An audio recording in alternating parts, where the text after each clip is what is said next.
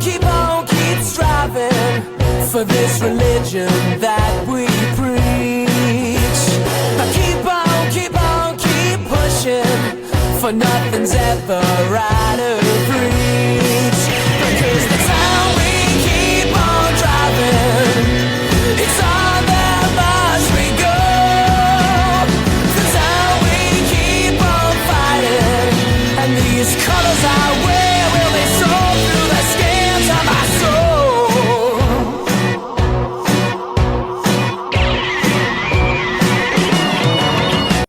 And welcome to another edition of the Luton Town International Podcast, which we've not done for a few weeks. I remember when these were fun. When? Now I'm thinking, Jesus Christ. They haven't been fun this season. They haven't been fun this season. So, right, where do we start? New managers, more losses, Trump's 200 executive orders. Jesus Christ. So I've been on record in this podcast numerous times saying we're not going to get relegated. There's three worse teams than us. I'm not sure if there's three worse teams than us anymore. There are three worse teams than us. There's not three teams who can defend worse than us, though. Like you look at it and you kind of go, okay, Plymouth probably going to go down, right? Yeah. Derby, you would think would go down. Yeah, but they're not in the relegation zone, and they're not in the relegation zone right now. Yeah. But other than that, like you look at the other teams, Portsmouth have won 3 of the last 5. Preston even have won 2 of their last 5. Oxford have won 3 of their last 5 after Tuesday. QPR have won 4 of their last 5. Like there's a lot of other teams in and around there, but teams are picking up points now, and that's what has me worried. Well, I'm going to look at the positives. Our midfield three have been looking good last couple of games. Yeah, the system change has definitely helped. End of list. Yeah. I mean, yeah, okay. But, like, we aren't defending well. And I think it was defending well. That's kind. We're not defending at all.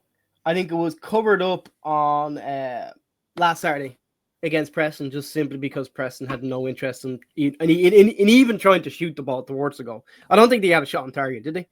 No, I can't remember a shot on target. No, they didn't. I went to that game as well. That was a waste of a complete day. It was, I think, Preston's shots. They had one good shot from about 35 yards that sailed wide. They had one other vague effort, but that was it. They had no, I mean, it was time wasting. Fine. They got an away point. That's more than we've got. So it's a legitimate way of playing. It was boring as shit to watch. And first half, our midfield looked a bit snappier and everything else. Second half, they thought, right, let's combat that. And our chances, we had 4 shots on target, 9 in total. Nothing ever looked like remotely going in. Yeah, and I think that kind of, the clean sheet was kind of. I could have kept a clean sheet that game. Yeah, it wasn't the norm. And then against Oxford, against a team who's actually going to try push forward and try score, especially at home, you began to see our defensive frailties. And it's not necessarily a bad thing because Bloomfield has between now and the 2nd of February to fix it in any number of ways that he thinks he needs to fix it, whether that's bringing in players, whether that's changing personnel that's already there, or whether that's coaching. He has a little bit of time to do it, but he's got to do it quick. I don't understand how the team, yes, we leaked goals in the Premier League last season against much better opposition. It's a bit different. So yeah, I just don't like even then in the Premier League, we were making mistakes, but you kind of went, okay, well that's the difference between the Championship and the Premier League. You know, we always played with heart, we always defended with heart and desire, and that just seems to be completely gone now. Yeah, I mean Saturday against Preston, so I'm going to praise the defence before I slate them. So, yeah, Preston didn't show too much, but they were targeting Hashioka, who had a good game Saturday, and gone up to like 14 clearances, which I didn't even notice him. So, you're probably doing that sort of, successfully. We never looked in trouble at all, and it's, back 4 looked nice in control. And Nakamba seems to actually be getting back to Nakamba. We know Clark was making some really good runs. But, I mean, our front 3 aren't doing anything, and then we saw Oxford. Our back 4 are just, I mean, you look at the goals. There's one of them, the first or second one. Cross comes in. it's a decent cross. Hashioka's got to do better on that one. And that third goal, I sent the screenshot on that. That's absolutely ridiculous. You look at that cross comes in. You've got 2 players marking one player, 2 players marking another, 1 player marking 2. The ball's floated in. Goalkeeper possibly should have come for it. I'm thinking, right, so when you got 5 versus 3, how is a man left unmarked? Yeah, and I mean, I've gone back and looked at that a number of times, and it all comes back down to the same thing. The pictures weren't great, but I can't make out if it's Bell or it's Pelly, but it's one of them is marking the guy to begin with, and that's their guy, and you can see on the video, like the video's not great, but you can see him. He looks behind, sees the guy go back, looks behind again, sees the guy pulling off more, doesn't go with him, and that's how you end up with the guy at the back post and those images that you sent me that just look so fucking horrendous of one defender marking 2 or trying to mark 2 Oxford players. It's just it's basic defending that we're just not doing right now, and it's hurting us. And I mean, ultimately, if we do go down this season, it'll be because we can't defend our own box and because we can't score. We score Not a like good combination, really, is it? Here's the thing: we scored twice on Tuesday night. Like if you score through a midfielder and we score through a defender. If you score twice, you kind of sit there and go, okay, as long as you defend properly, you should get something out of that game. You should possibly get 3 points out of that game. But we just can't defend properly. Preston was a completely different story. Obviously, like we could have been, as someone on Twitter said, we could have been there till next January, and we like it would have been 0-0 just because of the way the game was played. But I think yes, there's not enough goals coming from our front 3, but we're scoring. Wherever the goals are coming from, we're scoring. We just can't defend our own box. We just can't keep clean sheets. And yes, the midfield's looking good, but other than that, if you can't defend and you can't score from your front 3, you've got issues, and we've got issues. I mean, the front 3 on Tuesday, Nelson, Adebayo, and Jones. I mean, did they really create anything? I don't know. My stream was absolutely appalling. So it wasn't great on my end either. But I can't honestly remember them really creating anything or much, at least much. The heart and desire that we played with last year seems to have gone. Now I understand that last year we had Ross Barkley, and he is going to be very, very difficult to replace. We are going down a level, so you think we would be able to replace him. Maybe not him, but that creativity. But it's not even that. It's not even that we've got no creativity. It's just no. Because if you look at the midfield, because our midfield has started to maybe sort of tick a little bit, but it was when it gets forward and there's no creativity coming forward. I said Jones, obviously, he's only been in a couple of games. I mean, for Preston, he was. Preston had a few nice touches, but other than that, anonymous. Brown on the other side got the ball a lot more, but didn't know what to do with it. Tuesday, Nelson comes in. He had a hand in of the opening goal. Jones, it's difficult because I said I didn't do much of the game, but Jones, I don't think really got involved. Elijah's out of form. Colton's out of form. And it's just, if we are creating half chances, we just don't have the confidence to get in there and get them. We're in the wrong positions. Yeah, I mean, it's again, to me, it just comes back to heart and desire. There's no heart, there's no desire. And I don't like, because the thing is, like, yes, we've lost some players, but what, 80% of that team is the same team, at least, is the same team that was in the Premier League last year. Is it heart, desire, or confidence? Because I think the confidence is absolutely sapped throughout the entire team.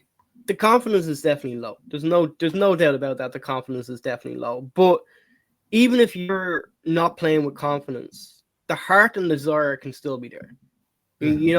Okay, we're not scoring goals right now, but you know what? I'm still going to give 100%. And right now, it doesn't look like some of them players are giving 100%. I mean, I would say the defence, a couple. I mean, McGuinness has been sort of, looked okay recently, and he's also our third leading goal scorer, I think, or something like that. So there's a couple of them 4. But he's on 3. But again, obviously, his main job is defending, so he can look good. But then his defence goes missing. There's no communication in that defense. There's no. No, which then just leads you to think there's no leader, right? Yeah. Because if there was a leader in that defense, there'd be communication, and that doesn't necessarily mean like they have to be captain, but there has to be a leader. There has to be someone in there that every great defense has that person who's a communicator and who will talk their way out of trouble to a certain extent.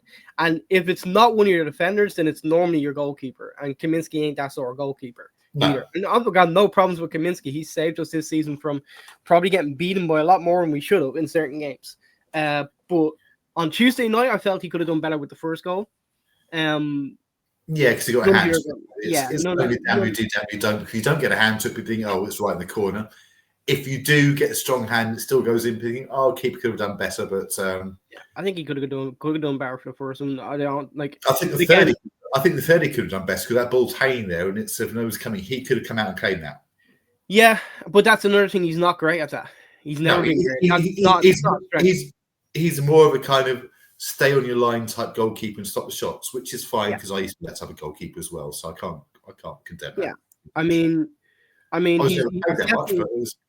he's definitely a shot stopper rather than a command your area, but that's not necessarily a bad thing because especially last season with the amount of shots that we were, that were coming in against us again, especially against some bigger teams, like you need a decent shot stopper, and he was that last season. But I don't understand how we can be this bad this quick, because you look at a team and as I said, it's 80%, probably 80% of the team would have played last year at some point in the Premier League. And you just couldn't look at them kind of go, that doesn't even look like the same team. No. That looks like a team who just came up from League One. And that'd be more heart and desire on that one. Now, whether you say it's from the manager or not, but I mean, since there, it's okay. It's been a bit better midfield, but we're still making the same mistakes. Yes, sort of. Matt Bloomfield's only been there for a week or so. It's so he needs time to actually implement his stuff. But he must be thinking, why the hell does I bother leaving Wickham? Yeah, he won't. Yeah, his paycheck, but it's.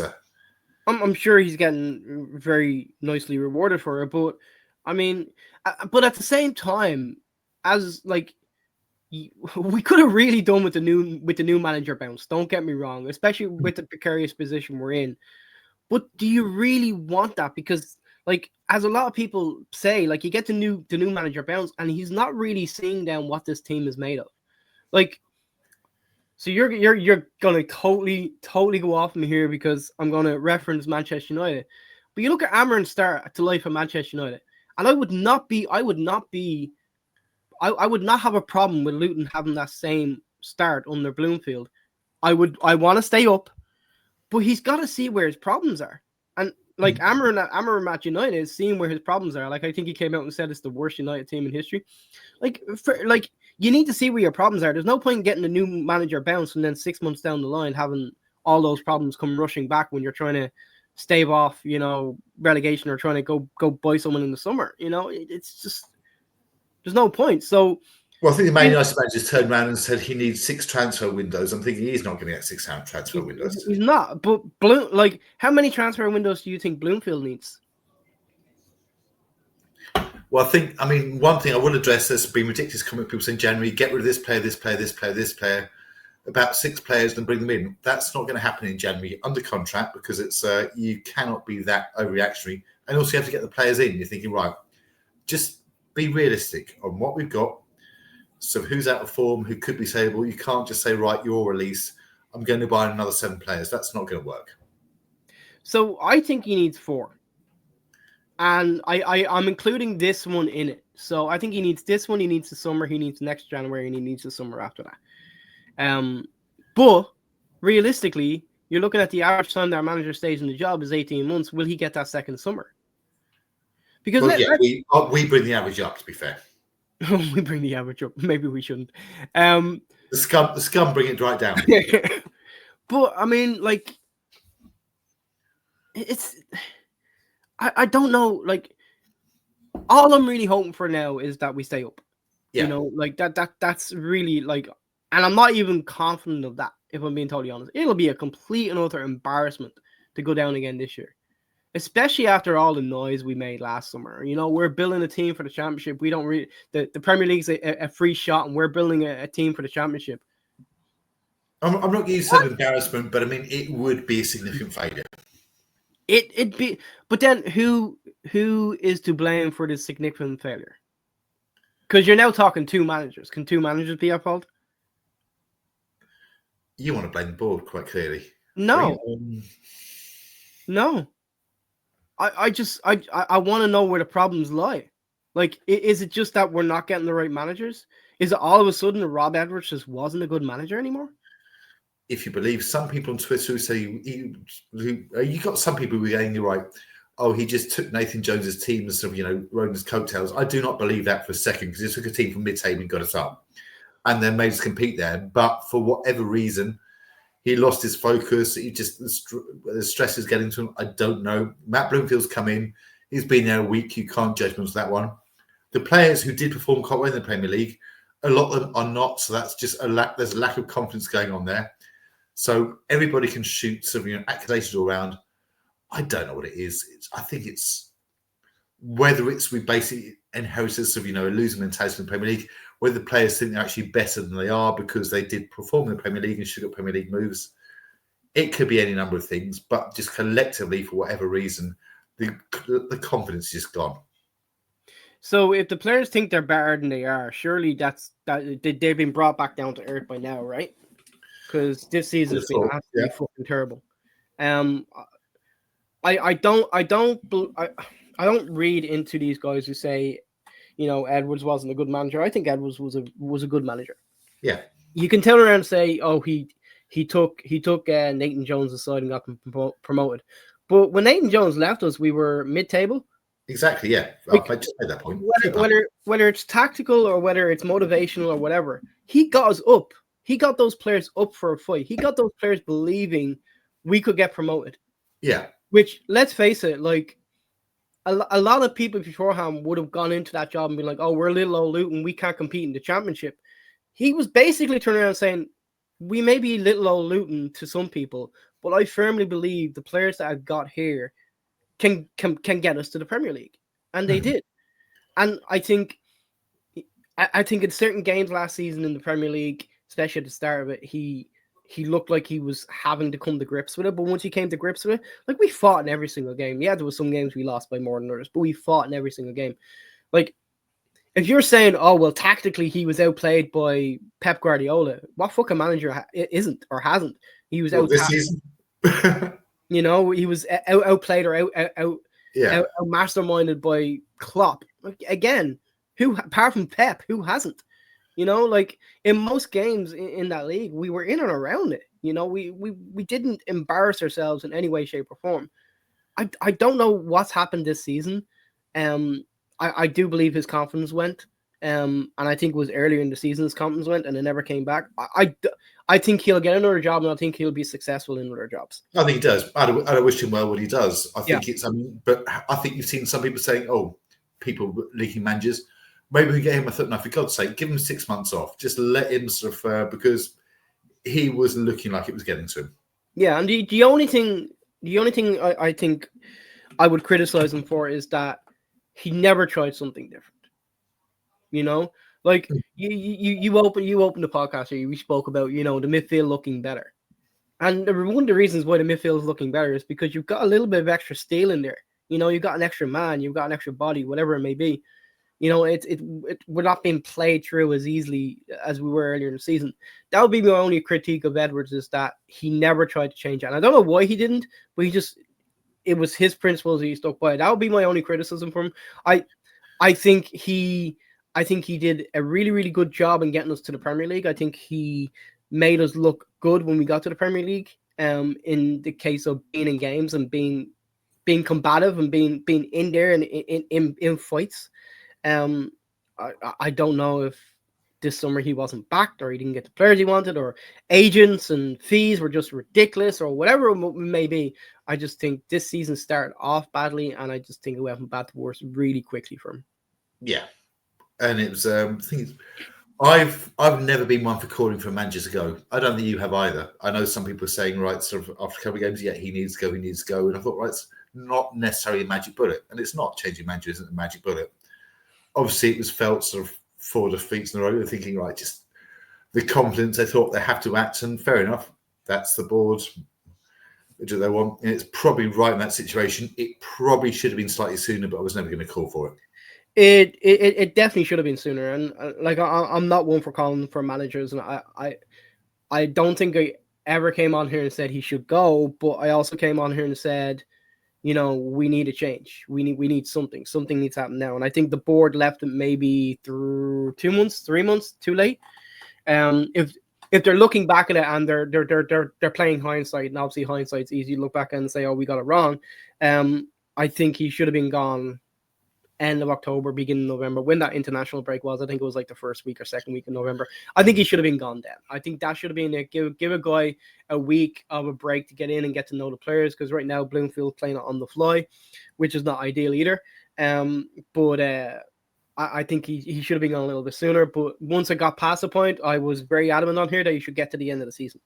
And I'm a little bit surprised that they haven't backed him until the end of the season.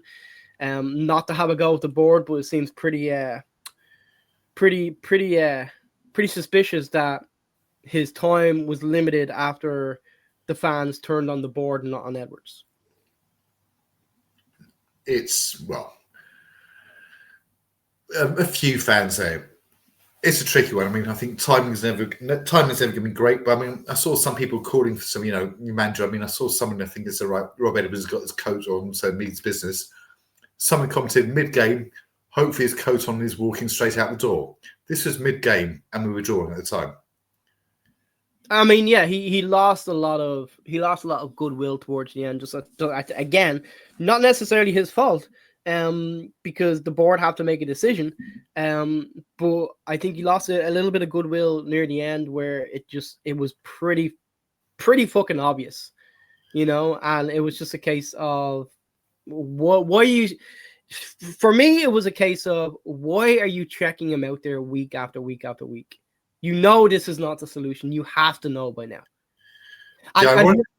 Maybe it's a conspiracy theory in me, theorist in me, or not.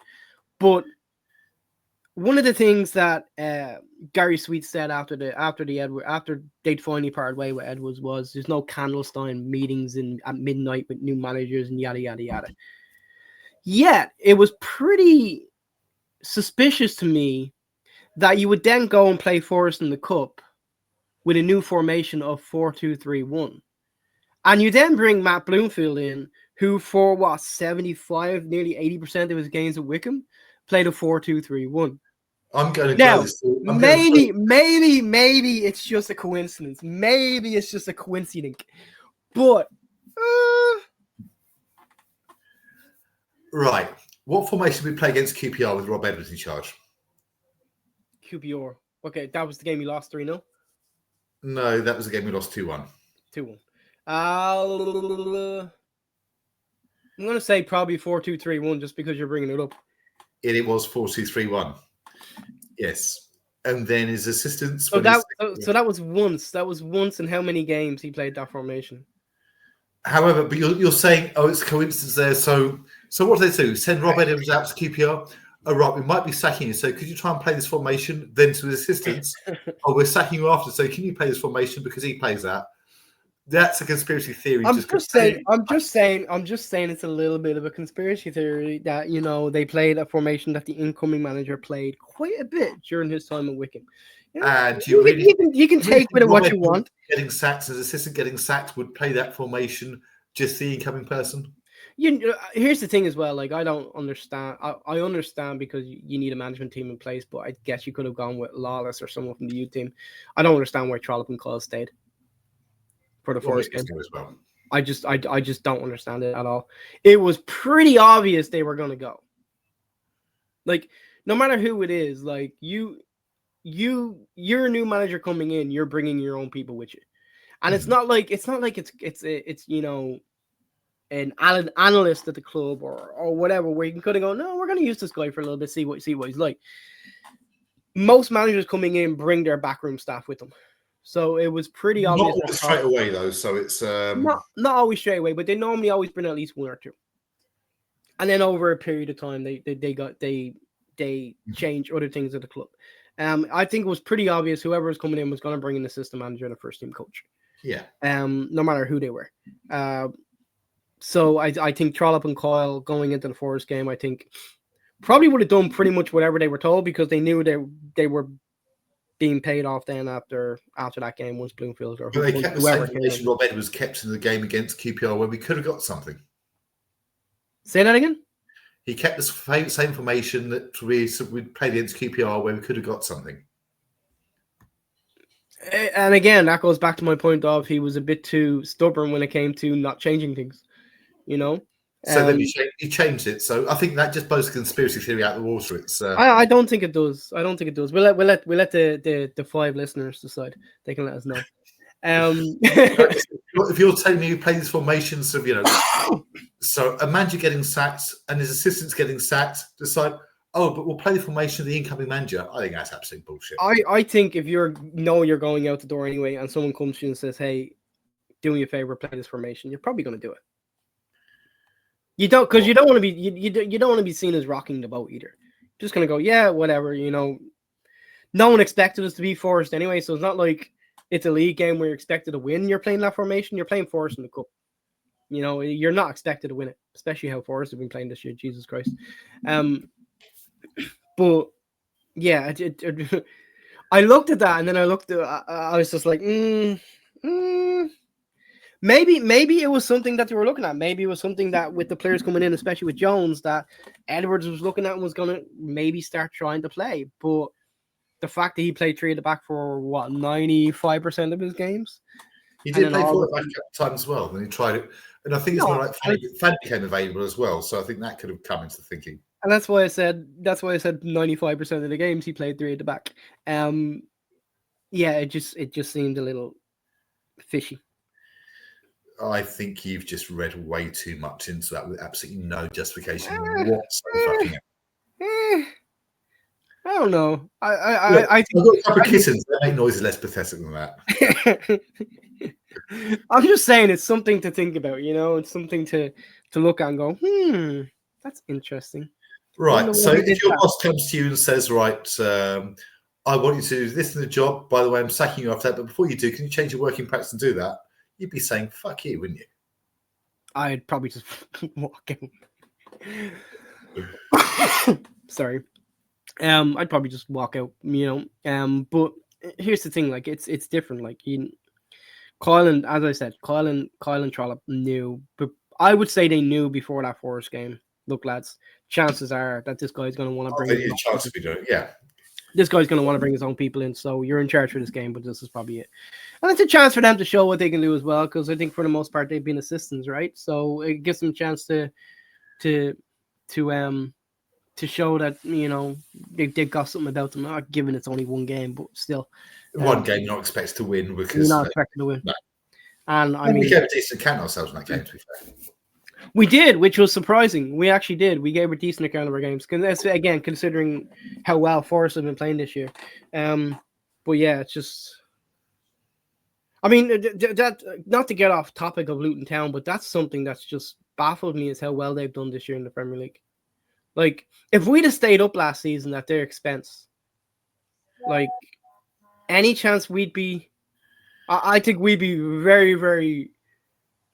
very, very much in a relegation battle where Forest have just kind of gone and, straight out. To be fair, Forest has spent 200 million in 3 different transfer windows, 200 million each one. Well, then maybe someone living closer to the stadium needs to go and pay Gary Sweet a visit and tell him to put his fucking hand in his pocket and start dealing out some real money for some decent players.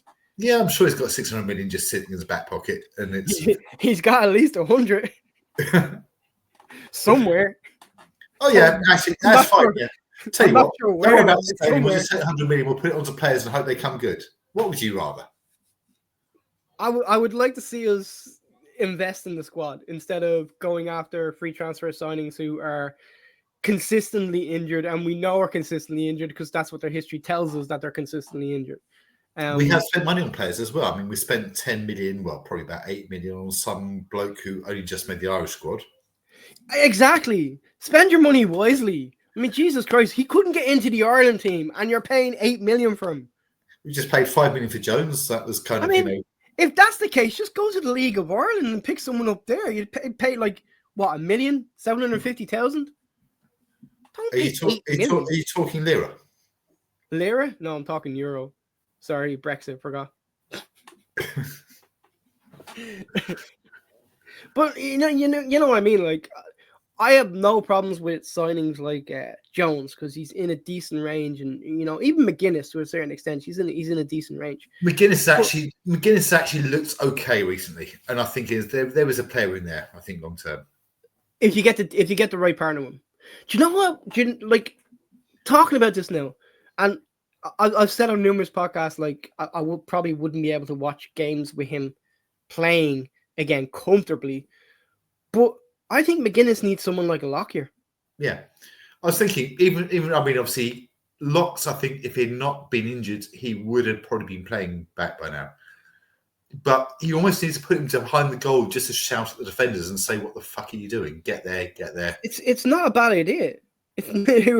Can we go behind the goal?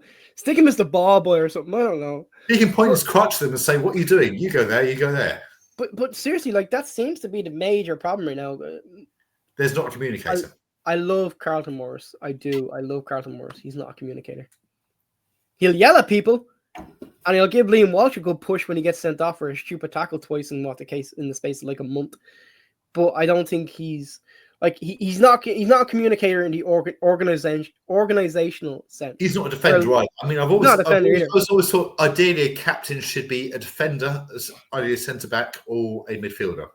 Yeah, and it's just someone who McGuinness had the qualities. He would probably be some of the best position to be a captain because he can see everything going on in front and can yell at people. I don't think he has those qualities, but it's but that's the kind of definitely not. Yeah, but I mean, yeah, I would just like.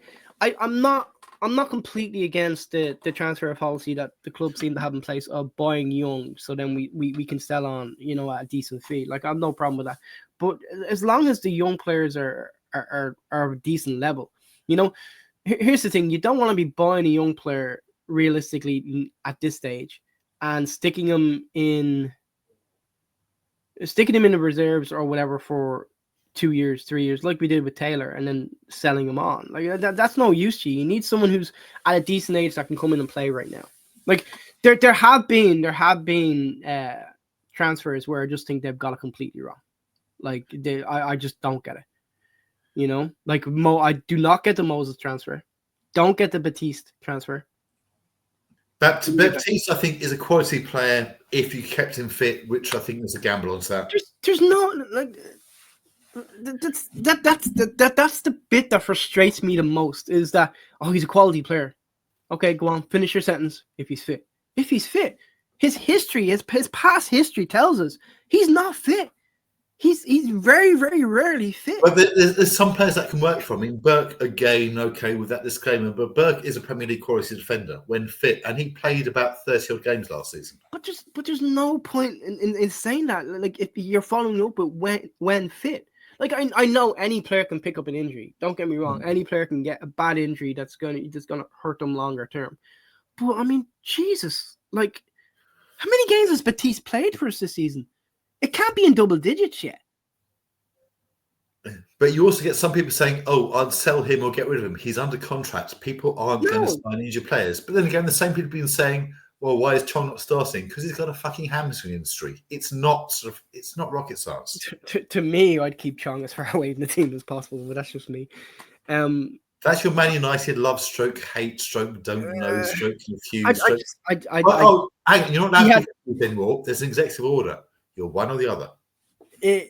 He had one good game against us, and I think we based everything on that. He's not. He's a very, very much hit and miss player. I don't like. You need consistency. I don't think he has any consistency. You don't get consistency out of wingers. What? I wouldn't necessarily say that. Like there's some wingers that like Brown's consistent. I will give him that. What? He's consistent. That like you are when Brown's on the pitch, you're getting a 6.57 of him every single game. He'll try. Saturday. Probably closer to the 6.5 range, but still. About 5.5, I think it's. But like he's still trying. He's getting involved. Like, he's trying to get involved. He's doing different things. But Brown got the ball, but he didn't know what to do with it when he got into those crossing areas. I think with Chong, it's just one of these things where with Chong, I think the first 10 minutes tells you what sort of game he's going to play. Because if he's at it and he's going at defenders and he's getting on the ball and he's doing what he can do best, then you're gonna see a 7.5 8 Chong. Where if he's just complaining constantly winning the first 10 minutes and doesn't look like he's fucking bothered, you're getting the Chong that's going to give you a 4.5. I think with Brown is in the middle. In this formation, I think Chong would actually fit in quite well because that way he's free to go out, attack it, do your stuff. Don't worry about defending too much because we know you can't do it. Well, we fucking know that for definite. Yeah. But I don't rate Chong. I think they've done some pretty poor business. Like Moses hasn't been a great signing. Batiste, Chong has been, as I said, hit and miss. Moses was a bit of a free hit. It's a free hit that hasn't worked. You didn't win anything on the free hit, so. But yeah, I just think like some of the signings, I don't know. Now the issue is you saying we need 4. That means because he's already said he's going to register Mengi in the squad. I don't agree with that unless he's going to be back by early March. No. It is a problem because we don't have any squad space. We've got one. Well, everyone wants to get rid of Collie Woodrow, so let's just get rid of another striker when our strikers aren't scoring to begin with. You then need to replace him with a striker. So it's if Cone, obviously, rumoured to be in there, Wickham turned down the bid. People saying bored, saying going to blame the agents. It could just be we put the bid that Wickham thought we can push them higher or push someone else higher. And also, the other thing, he's had a good season, Cone, but he's unproven championship level. It's like Taylor. I mean, Taylor, obviously, we bought for $500,000, sold him for $3 million. Yeah, but here's the thing. With our current transfer policy, you're either getting 1 or 2 players. You're getting players who haven't played a minute in the Premier League in God knows how long because they've been injured, or you're getting League One players. We're not, and again, not a dig at the board, but they're just not paying for a proven championship striker. They're just not going to do it. How much is a proven championship striker? How much is that going to cost you? 15 million. 20. Yeah. They're not going to do it. They're not going to do it. So this whole thing, we need a proven championship striker. It's just not going to happen. So and we've got a proven striker. We're not providing any service to them either, so that wouldn't work either. And there you go again. Like Morrison at Adebayo, you can turn around and say our proven championship strikers are just not doing it right now. And like as you said, there's not a hell of anything we create right now seems to be from a set piece. There's no in-game creativity or anything there right now. It's gone. It's void. It's not there. And because of that, actually, no, we did score a goal. We did score a goal from open play. Where? On Tuesday. No. Go back and look. You're talking about Krause's goal, right? Yeah. Yeah, it comes in from a set piece, gets cleared out to the right, and then we get the ball on the right. We move it in. That's near enough to get open play. It's not. It came from a set piece. It originated from a set piece. every goal originated from a set piece at that rate. No, it originated from a set piece. But yeah, like this just it's frustrating. It really is. It's getting like I don't blame the board for not wanting to cost 15, 20 million, but at the same point, if you want to stay in this league now, you're probably going to have to pay more than you expected. You'll pay more expect, but I mean, 20 million when you can still go down, that's absolutely nuts. And that's the situation that unfortunately they find themselves in now. It's because, things haven't gone right for whatever reason. This is the situation you find yourself in. No matter, and this is the bad thing about having to do business right now in January. Like Bloomfield definitely needs a couple of players in, no doubt about it. Yeah, definitely needs a couple of players in. And I know what you said. That means we have to then move on players. We've already moved on Taylor. We probably have to move on a few more. Well, Taylor moved on, and Jones could come in. The one problem you have is that who's going to want to buy this pile of shit? realistically. And then the there's second good problem, players in there. They're just badly out of form, which means we'd actually be way undervalued as well. the second problem then is anyone you want to buy, the other teams know you now have money. Yeah. So that price doubles straight away. They know you have money and they know you're in trouble. In the case of Cone, for example, we can think, right, well, it's the ex-manager, so it's instant ex-manager premium. Mm-hmm. Plus, they know there's money. Plus, they know we're in trouble. So I think they can push up. So I would say, looking at the record, 2.5, 3 million is probably about the maximum that'd be sort of, and even that would be a push, would be a gamble. If you then spend 5, 6 million quid on a League One striker who was non-league 2 years ago. Yeah, I mean, it's again, we're in this situation for a reason, and the board now have to decide: are we not going to do anything about it and go down, or are we going to at least try do something about it in the hopes of staying up?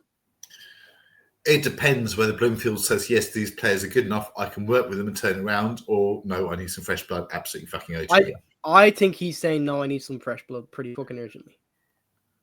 I think if he's realistic about it, I think he's saying that. Because even the players that are there that he knows he can work with, like we spoke about confidence, the players that are there that he can work with, their confidence is shot. Now, if he's sitting there going, I can get their confidence back up, but it's going to take us getting relegated to League One for them to get their confidence back to get us down back up to the Championship. I don't think the board are going to be crazy about that. And the players won't stay either. I mean, Alfie came back, obviously, as a substitute. Now, Alfie is our best left back, easily. Absolutely no question. He's our best player. He's our best player. Yeah. Forget position, he's our best player. So if we got relegated, there's no way he'd be staying.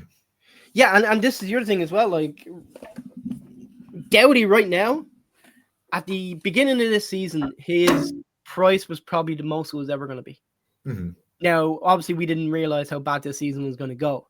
But if we go down this season, someone's going to get a fucking bargain. Yeah. An absolute bargain on Alfie Doughty. They'll get an absolute bargain on him.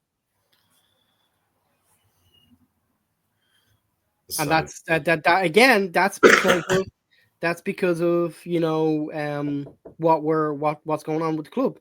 And whether you want or not, the board are the people in charge of the club. They have to be the ones that go, okay, something has to be done here quick. Right. So are you preferring a rope or pills right now? Am I preferring what? A rope or pills. Just because I think this a rope. Whichever one's going to end it quicker. Well, look, that's easy. An executive order says, no, you're not American, you're out. Yeah. Okay, I've had enough of this. I think it's time to go, and hope that Saturday has a better result. It needs to be, I think. We'll speak after our next win, so I'll speak to you in October. Yeah, I'll see you next season.